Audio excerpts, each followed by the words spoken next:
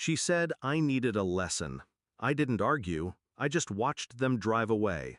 Moments later, a black truck pulled up. My bodyguard stepped out, calm and ready. I smiled as I climbed in. Her cruelty had ended. This was her last mistake. The rain was relentless. My shoes were soaked, my clothes clung to me, and my wife's laughter still echoed as the SUV taillights vanished down the highway. 87 miles from home.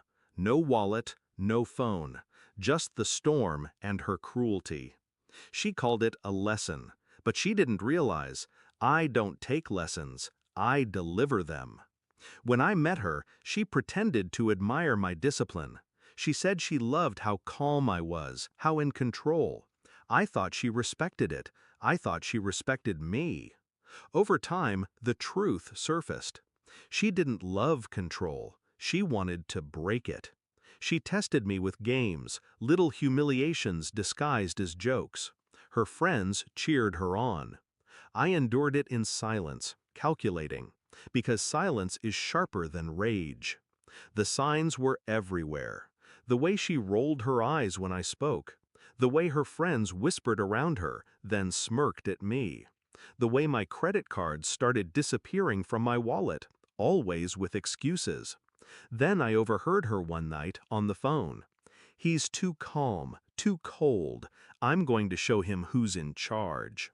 That was the moment I knew. She didn't just want power. She wanted to see me crawl. But I don't crawl. I don't beg. Instead, I hired someone she didn't know existed, a bodyguard. Silent, efficient, loyal only to me. He didn't stand beside me in public, didn't follow me at dinners.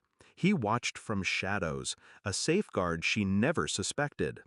I began preparing, quietly shifting accounts, removing her name from investments, building a file of her reckless spending, her little affairs, her debts hidden behind shopping bags and lies. By the time she staged her lesson, she was already standing on a trapdoor. She just didn't see the rope in my hands. That night, as her SUV vanished, I stood in the rain unmoving. Not angry, not panicked, waiting. Right on cue, the black truck pulled up. The door opened. My bodyguard stepped out, umbrella in hand. "Sir," he said calmly, like we were leaving an office meeting. I smiled as I climbed in. The heat of the truck wrapped around me. My soaked clothes steamed.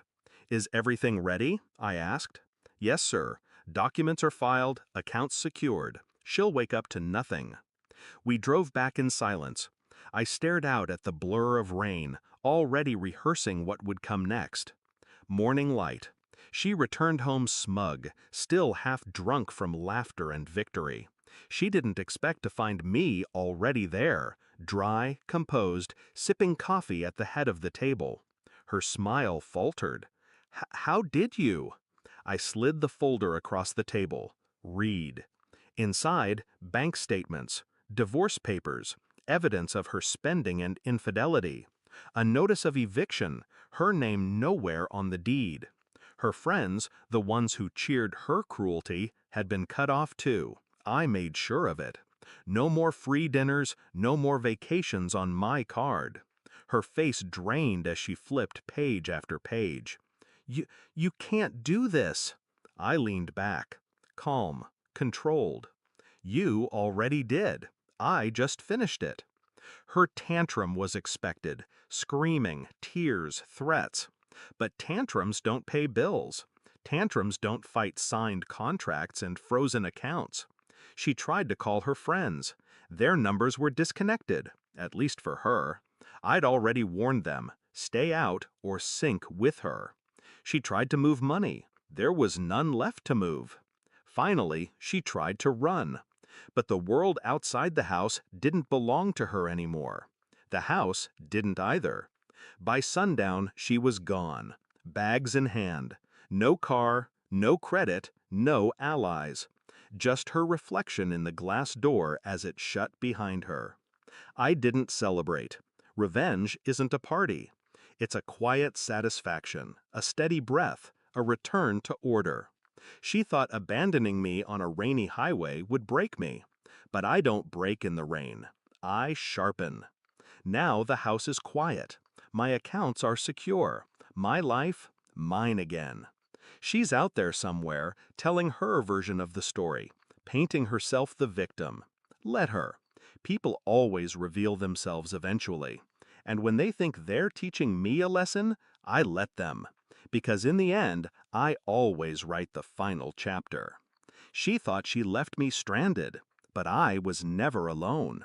She thought she had power, but she was living inside the world I built, under rules I allowed. Her last mistake wasn't leaving me in the rain. Her last mistake was believing the storm made me weaker. It didn't. It made me unstoppable.